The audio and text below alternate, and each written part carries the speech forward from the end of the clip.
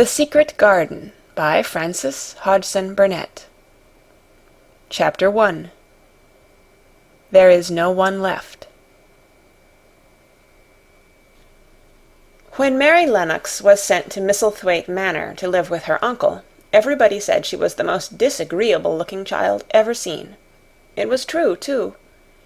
She had a little thin face and a little thin body, thin light hair and a sour expression.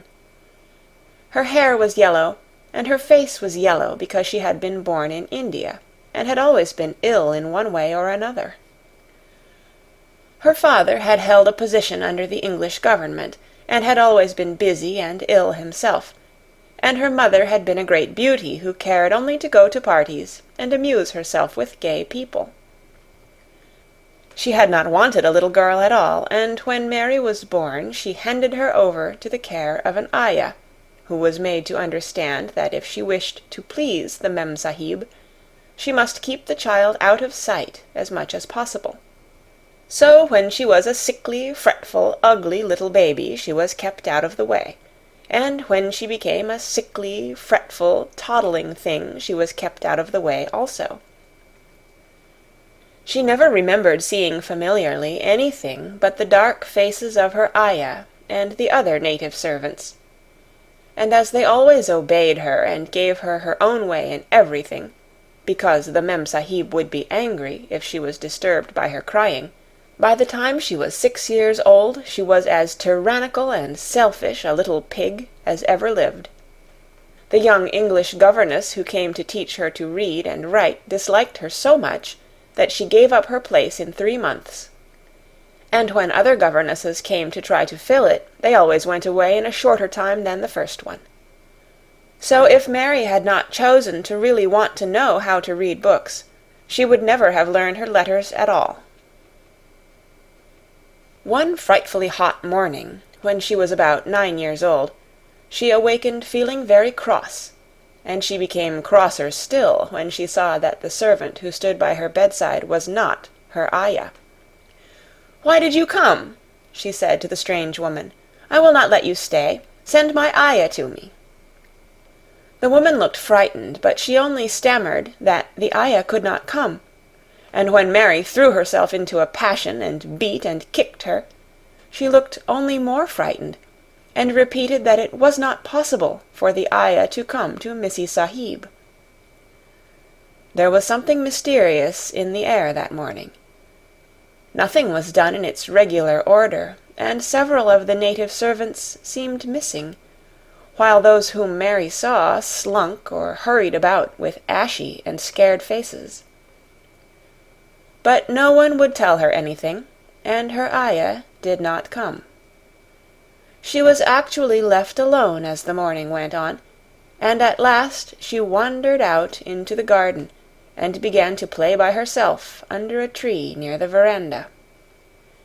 She pretended that she was making a flower-bed, and she stuck big scarlet hibiscus blossoms into little heaps of earth, all the time growing more and more angry, and muttering to herself the things she would say, and the names she would call Saidi when she returned. "Pig! Pig! Daughter of pigs!" she said, because to call a native a pig is the worst insult of all. She was grinding her teeth and saying this over and over again when she heard her mother come out on the veranda with someone. She was with a fair young man, and they stood talking together in low, strange voices. Mary knew the fair young man who looked like a boy. She had heard that he was a very young officer who had just come from England. The child stared at him, but she stared most at her mother. She always did this when she had a chance to see her, because the Mem Sahib, Mary used to call her that, oftener than anything else, was such a tall, slim, pretty person, and wore such lovely clothes. Her hair was like curly silk, and she had a delicate little nose which seemed to be disdaining things, and she had large, laughing eyes. All her clothes were thin and floating, and Mary said they were full of lace. They looked fuller of lace than ever this morning, but her eyes were not laughing at all.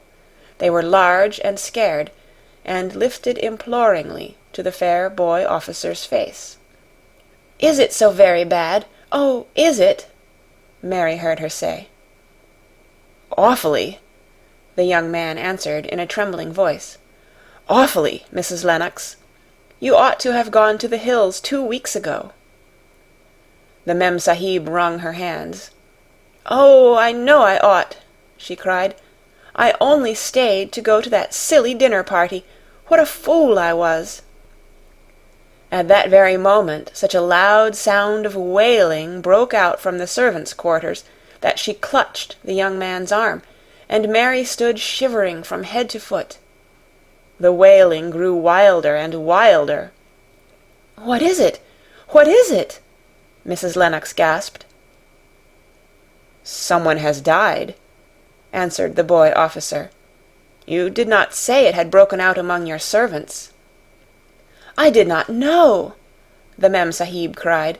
"Come with me, come with me." And she turned and ran into the house.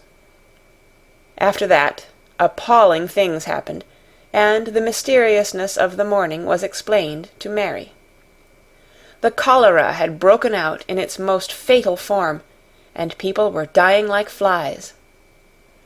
The ayah had been taken ill in the night, and it was because she had just died that the servants had wailed in the huts.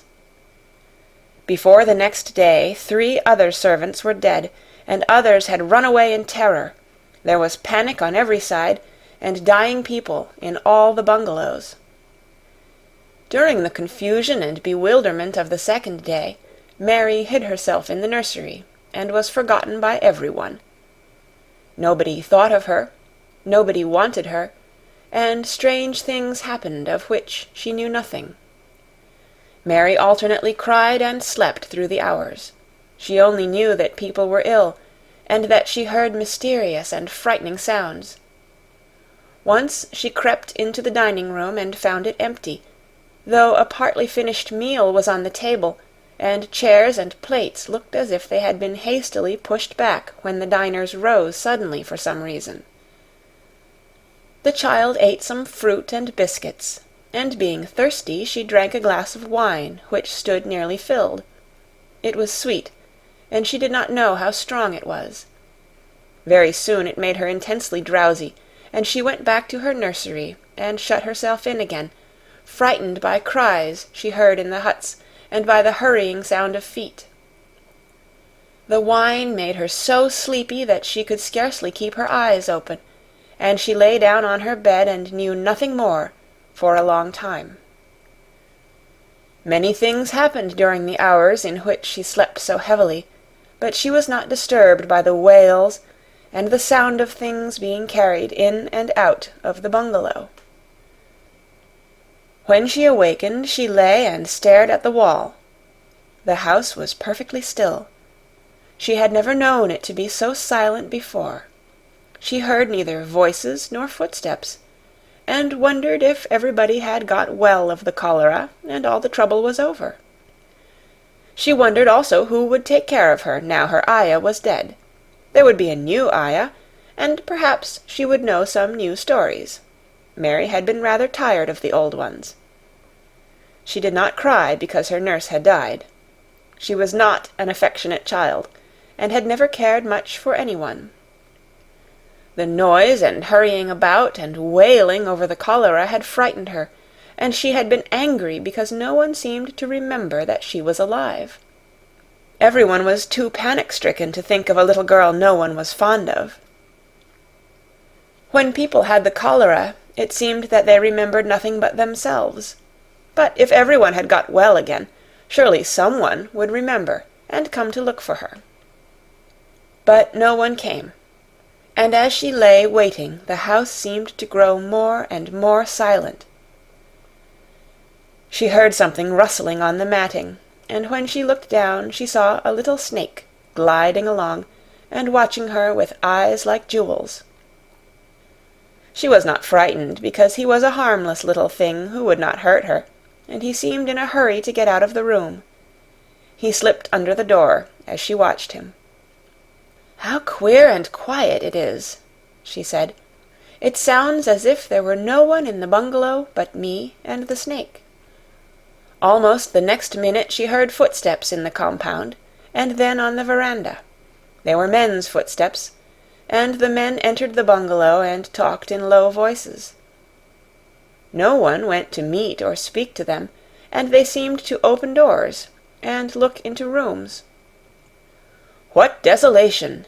she heard one voice say. "That pretty, pretty woman! I suppose the child, too.